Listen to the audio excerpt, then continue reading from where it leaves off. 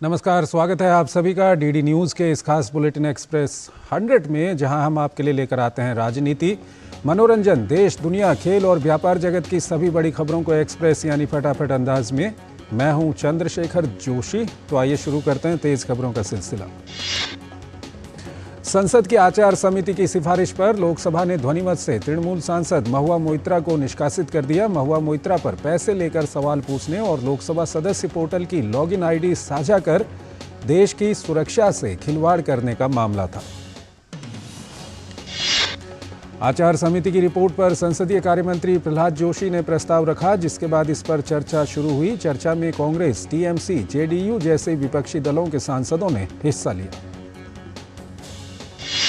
कांग्रेस के सदस्यों ने कहा कि एथिक्स समिति की रिपोर्ट पेश होने के बाद समय दिया जाना चाहिए था। वहीं टीएमसी महुआ को सदन में बोलने की अनुमति मांग रही थी। संसदीय कार्यमंत्री ने साफ किया कि जब 2005 में सवाल पूछने के बदले 10 सांसदों को निकाल दिया गया था, तब की समिति के दोषी पाए जाने के बाद उन्हें सदन में बोलने की अनुमति नहीं दी गई थी। सत्ता पक्ष की तरफ से भी चर्चा के दौरान सांसदों ने अपनी बात रखी। बीजेपी सांसद अपराजिता सारंगी ने कहा कि महुआ मोइत्रा को समिति ने अपना पक्ष रखने का पूरा मौका दिया था। बीजेपी सांसद निशिकांत दुबे की शिकायत पर महुआ मोइत्रा का मामला लोकसभा की आचार समिति को सौंपा गया था। महुआ मोइत्रा को संसद की लॉगिन साझा करने और सवाल पूछने के बदले गिफ्ट लेने का दोषी पाया गया। झारखंड से कांग्रेस के राज्यसभा सांसद धीरज साहू और उनके करीबियों के ठिकानों पर आयकर विभाग की छापेमारी में 200 करोड़ रुपए से अधिक कैश बरामद किए गए हैं। आयकर विभाग की टीम ने कांग्रेस सांसद के ओडिशा और झारखंड के ठिकानों पर छापेमारी की है। छापेमारी के दौरान एजेंसी को इतना कैश मिला है कि उससे गिनने में 2 से 3 दिन लग गए।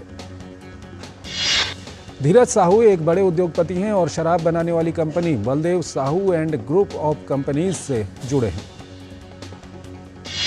कांग्रेस सांसद से मिले कैश के बाद कई दलों के नेता उन पर निशाना साधने लगे। उधर प्रधानमंत्री नरेंद्र मोदी ने भी इस छापेमारी को लेकर कांग्रेस पर तंज कसा। इतनी बड़ी नकदी बरामद होने पर भाजपा ने कांग्रेस पर भ्रष्टाचार को लेकर हावी होते दिख रही है। भाजपा सांसद निशिकांत दुबे ने इस मामले में कांग्रेस पर हमला बोलते हुए कहा कि इसका जवाब कांग्रेस और राहुल गांधी को देना चाहिए। भाजपा प्रवक्ता गौरव भाटिया ने कहा कि कांग्रेस सांसद के ठिकानों से मिले कैश से साबित होता है कि भ्रष्टाचार से कांग्रेस और उसके नेताओं का गहरा रिश्ता है। प्रधानमंत्री नरेंद्र मोदी ने राजधानी दिल्ली स्थित लाल किले के प्रांगण में प्रथम भारतीय कला, वास्तुकला और डिजाइन 2023 का शुभारंभ किया। 9 से 15 दिसंबर तक चलने वाले इस समारोह में रोजाना अलग अलग थीम पर आधारित प्रदर्शनियां लगाई जाएंगी। शुभारंभ समारोह को संबोधित करते हुए पीएम मोदी ने भारतीय कला और शिल्प की शानदार परंपरा को सराहा। पीएम ने कहा कि आज भी भारत की संस्कृति, हमारी प्राचीन धरोहरें पूरी दुनिया के पर्यटकों को आकर्षित करती हैं। पीएम ने कहा कि आज देश विरासत पर गर्व की भावना लेकर अपने उस गौरव को फिर से आगे बढ़ा रहा है। पीएम ने देश की विविधता का जिक्र करते हुए कहा कि यह हमें आपस में जोड़ती है। पीएम ने लाल किले पर आत्मनिर्भर भारत सेंटर फॉर डिजाइन का भी उद्घाटन किया। ये केंद्र वोकल फॉर लोकल के विजन को मजबूती प्रदान करते हुए नए डिजाइन और नवाचारों के साथ कारीगर समुदायों को सशक्त बनाएगा।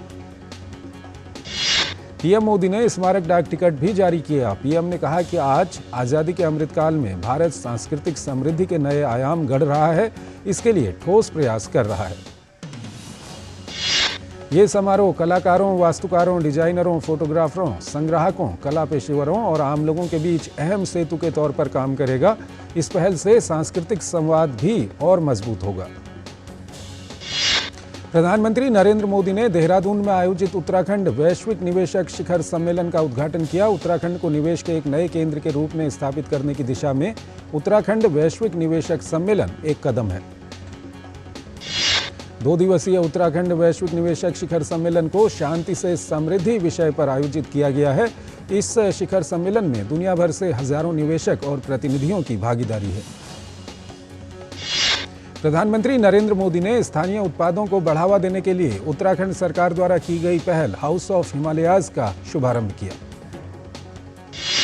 प्रधानमंत्री नरेंद्र मोदी ने कहा कि देश के लोग अब अस्थिरता नहीं चाहते हैं। उन्होंने हाल के विधानसभा परिणामों का जिक्र किया और कहा कि जनता ने स्थिर सरकार के लिए वोट दिया है। पीएम ने कहा कि उत्तराखंड पर्यटन का एक सशक्त ब्रांड बनकर उभरने वाला है। उन्होंने कहा कि सरकार देश भर में थीम आधारित पर्यटन का विकास कर रही है।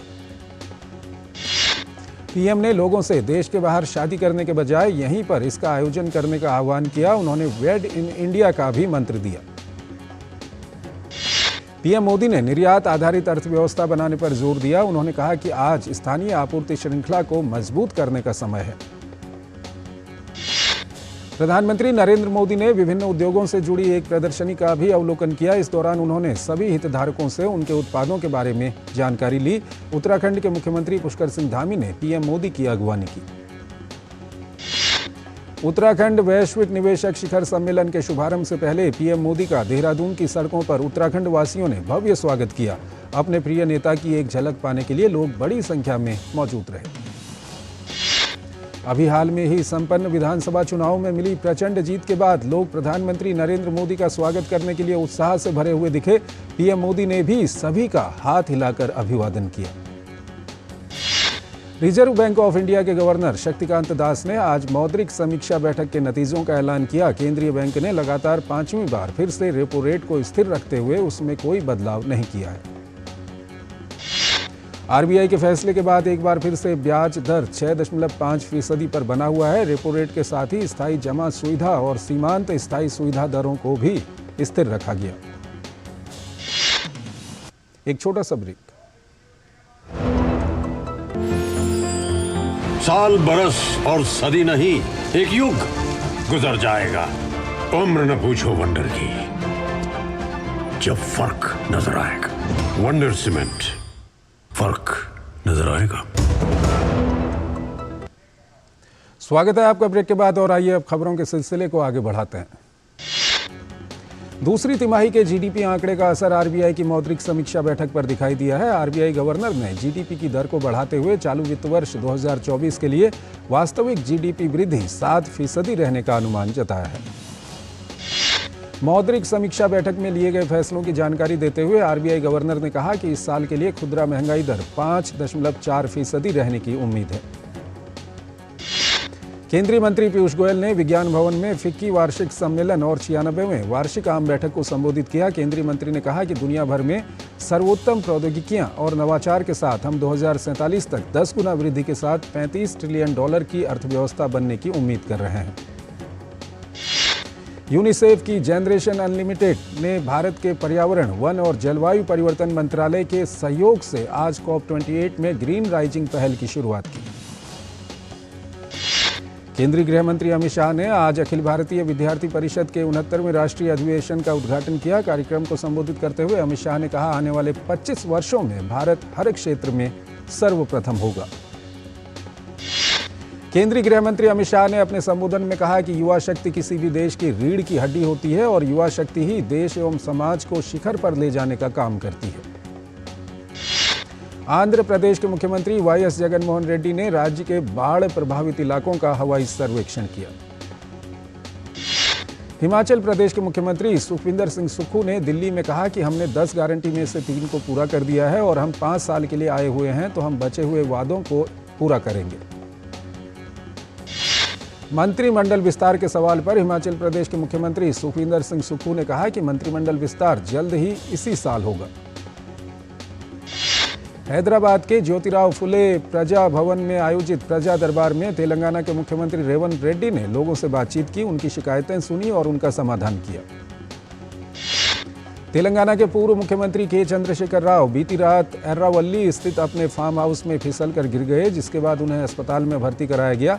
बाथरूम में गिरने की वजह से के चंद्रशेखर राव के कूल्हे में फ्रैक्चर हो गया है। जम्मू कश्मीर पुलिस अधिकारियों ने श्रीनगर में इंस्पेक्टर मसरूर अहमद वानी को श्रद्धांजलि दी, जिनकी दिल्ली के एम्स में मौत हो गई। इंस्पेक्टर मसरूर अहमद वानी को 29 अक्टूबर को श्रीनगर में आतंकवादियों ने गोली मारकर घायल कर दिया था। कश्मीर जोन के पुलिस अपर महानिदेशक विजय कुमार ने श्रीनगर में कहा कि इस केस को एनआईए को सौंप दिया गया है, लेकिन एनआईए और जम्मू कश्मीर की टीम इस केस को साथ में देख रही है। हमें बहुत से लीड मिले हैं, अभी भी जांच जारी है।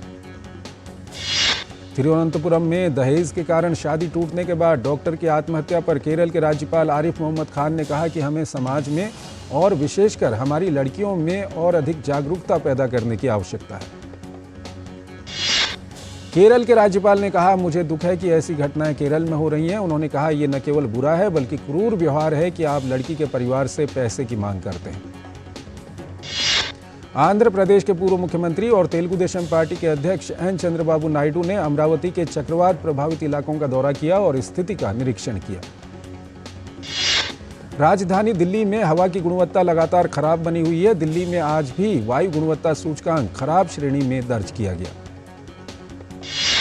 दिल्ली में कई जगहों पर वायु गुणवत्ता सूचकांक 300 के पार रहा। वहीं PM10 का स्तर 227 और PM2.5 का स्तर 322 दर्ज किया गया। रेल मंत्री अश्विनी वैष्णव ने अहमदाबाद में Sabarmati multi modal transport hub में निर्मित भारत की पहली बुलेट ट्रेन टर्मिनल के वीडियो सोशल मीडिया पर साझा किए हैं। Mumbai Ahmedabad high speed rail corridor पर काफी तेजी से काम चल रहा है। भारत की पहली बुलेट ट्रेन अगस्त 2026 में चलने का अनुमान है। रेल मंत्री अश्विनी वैष्णव द्वारा शेयर किए गए वीडियो में देश के सांस्कृतिक विरासत के साथ साथ आधुनिक वास्तुकला की झलक दिखाई गई है। पोंगुनिम में लोकोत्सव 2023 पर गोवा के मुख्यमंत्री प्रमोद सावंत ने कहा कि लोकोत्सव में पूरे गोवा की संस्कृति को दिखाया जाता है। स्पीकर रमेश तवाडकर हर साल इसका आयोजन कराते हैं। मैं उनका बहुत बहुत अभिनंदन करता हूं। महाराष्ट्र के पिंपरी चिंचवाड़ शहर के तलावड़े इलाके में एक मोमबत्ती बनाने वाली फैक्ट्री में आग लगने की घटना में 6 लोगों की मौत हो गई है। मुंबई में केंद्रीय प्रशासनिक न्यायाधिकरण के नए कार्यालय का उद्घाटन करने पहुंचे मुख्य न्यायाधीश ने कहा कि 16 राज्यों में हाल में हुए न्यायिक परीक्षाओं में 14 राज्यों में आधे से ज्यादा पदों पर महिलाओं की भर्ती हुई है।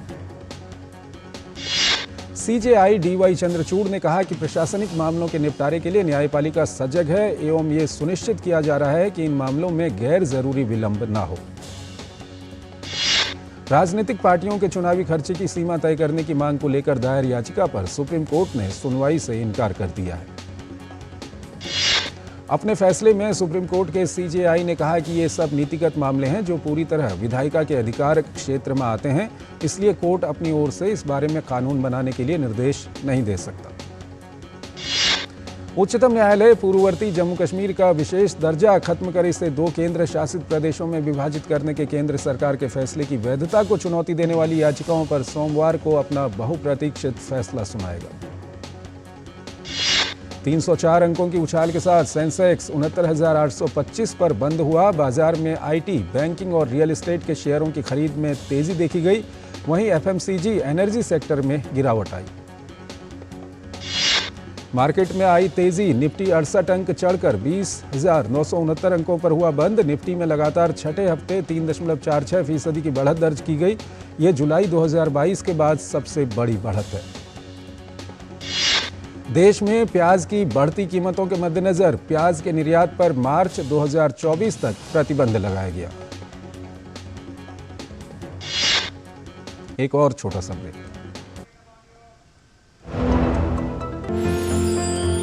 साल, बरस और सदी नहीं, एक युग गुजर जाएगा।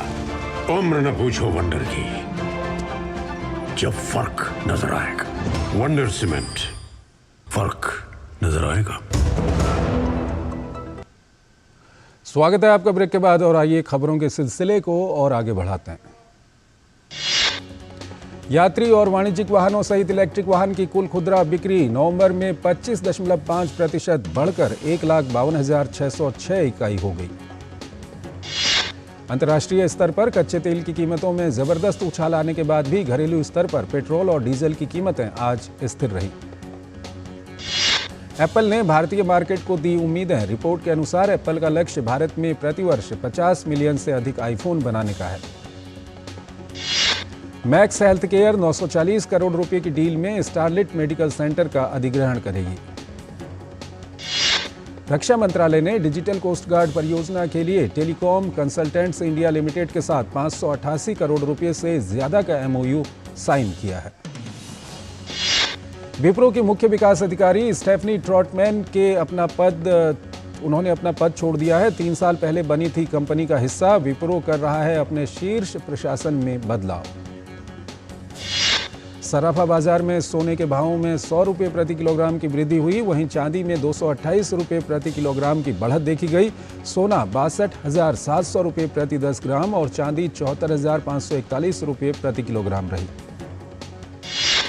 रुपया अमेरिकी डॉलर के मुकाबले 2 पैसे लुढ़क कर 83.38 पर रहा। अमेरिकी डॉलर की मजबूती और कच्चे तेल की कीमतों में उछाल के कारण निवेश पर असर पड़ा। जिंदल स्टेनलेस लिमिटेड 2035 तक अपने कार्बन उत्सर्जन में 50% की कटौती करेगा। कंपनी ने पहली बार संयुक्त राष्ट्र के जलवायु शिखर सम्मेलन COP28 में हिस्सा लिया है। इजराइल का दावा, पिछले 24 घंटों में गाजा में जमीनी, हवाई और नौसैनिक बलों द्वारा 450 से अधिक लक्ष्यों पर हमला किया गया है। IDF का दावा, उसके सैनिकों ने गाजा के अल अजहर विश्वविद्यालय में इमारतों और बुनियादी ढांचे पर हमला किया। इजराइल के पूर्व सेना प्रमुख और कैबिनेट मंत्री गादी ईसेनकोट के बेटे की गाजा में जारी संघर्ष में मौत हुई। अमेरिकी विदेश मंत्री एंटनी ब्लिंकन ने कहा कि इजराइल ने वादा किया था कि आम नागरिकों की सुरक्षा की जाएगी, लेकिन उनके वादे और असल नतीजों में अंतर दिख रहा है। रूस में 2024 में होने वाले चुनाव में एक बार फिर पुतिन आजमाएंगे अपनी किस्मत। डेनमार्क में सार्वजनिक जगहों पर कुरान जलाने पर बैन लगा दिया गया है। 179 सदस्यों वाली संसद में 94 सदस्यों ने पक्ष में और 77 सदस्यों ने विरोध में वोट डाला। स्लोवाकिया के प्रधानमंत्री फीको द्वारा विशेष अभियोजक के कार्यालय को समाप्त करने की योजना के विरुद्ध विपक्ष ने विरोध प्रदर्शन किया है। एथेंस की यात्रा के दौरान तुर्की के राष्ट्रपति रेसेप तैयप एर्दोआन ने ग्रीस के साथ संबंधों को नया आयाम देने का प्रयास किया। ताइवान ने 12 चीनी लड़ाकू जेट और एक संदिग्ध मौसम गुब्बारा ताइवान के तट पर देखा। अंडर 19 क्रिकेट एशिया कप में भारतीय टीम ने जीत के साथ अपने अभियान की शुरुआत की है। महिला क्रिकेट में भारत और इंग्लैंड के बीच 3 मैच की T20 सीरीज का दूसरा मुकाबला शनिवार को वानखेड़े के मैदान पर खेला जाएगा। जिम्बाब्वे और आयरलैंड के बीच हरारे स्पोर्ट्स क्लब में 3 मैचों की T20 सीरीज के पहले मुकाबले को जिम्बाब्वे ने आखिरी गेंद पर रोमांचक अंदाज में सिर्फ 1 विकेट से जीत लिया। इंग्लैंड और वेस्टइंडीज के बीच 3 मैच की वनडे सीरीज का तीसरा मुकाबला शनिवार को खेला जाएगा।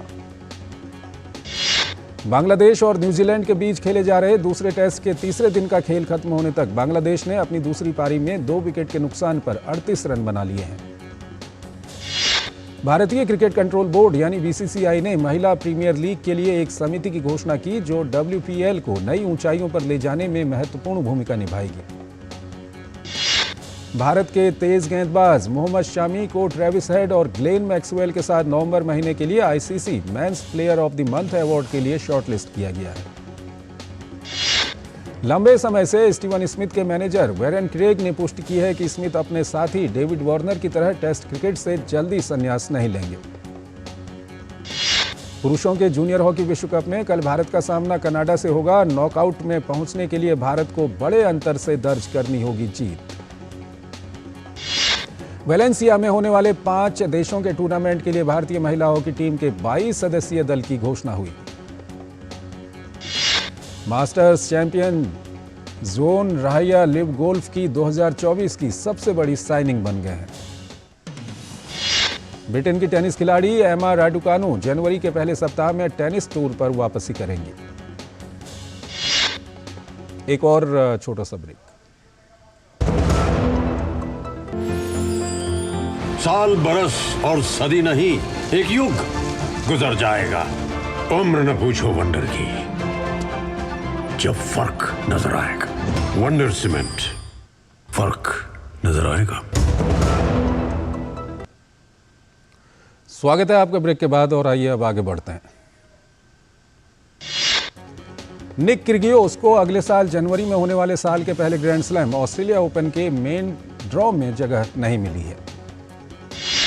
ब्राजील के दिग्गज फुटबॉलर पेले का पूर्व क्लब सेंटोस अपने 111 साल के इतिहास में पहली बार शीर्ष घरेलू लीग से रेलीगेट हो गया है।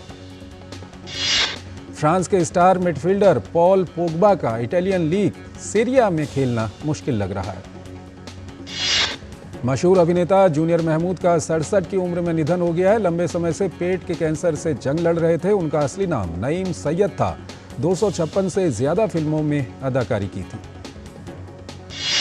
2019 में 67वें राष्ट्रीय फिल्म पुरस्कार 2019 में सर्वश्रेष्ठ बाल फिल्म का इनाम जीतने वाली फिल्म कस्तूरी सिनेमाघरों में रिलीज हुई। साउथ के अभिनेता यश की नई फिल्म टॉक्सिक का टाइटल टीजर रिलीज हुआ। सोशल मीडिया प्लेटफॉर्म इंस्टाग्राम पर पोस्ट करके जारी किया गया टाइटल टीजर। निकी मिनाज ने अपने एल्बम पिंक फ्राइडे 2 की ट्रैकलिस्ट रिलीज की। इस एल्बम में कुल 22 गाने होंगे। निकी मिनाज के साथ कोलैबोरेशन में ड्रेक, जे कोल, लिल वेन जैसे कई बड़ी हस्तियां साथ आ रही हैं। हिना खान अभिनीत film country of blind film को अकादमी पुरस्कारों के लिए नामांकन की दौड़ में शामिल किया गया है। अक्टूबर 2023 में पहले ही इसे ऑस्कर लाइब्रेरी का स्थायी हिस्सा बनाया गया है। ऋतिक रोशन, अनिल कपूर और दीपिका पादुकोण अभिनीत फिल्म फाइटर का टीजर रिलीज हुआ। फिल्म को सिद्धार्थ आनंद ने निर्देशित किया है। रणबीर कपूर और बॉबी देओल की फिल्म एनिमल की दुनिया भर में धूम। रिलीजिंग के महज एक सप्ताह में ही फिल्म 550 करोड़ रुपए से अधिक का वर्ल्ड वाइड कलेक्शन कर चुकी है। तो एक्सप्रेस 100 में फिलहाल इतना ही। आप हमारी पूरी टीम को इजाजत दीजिए। नमस्कार।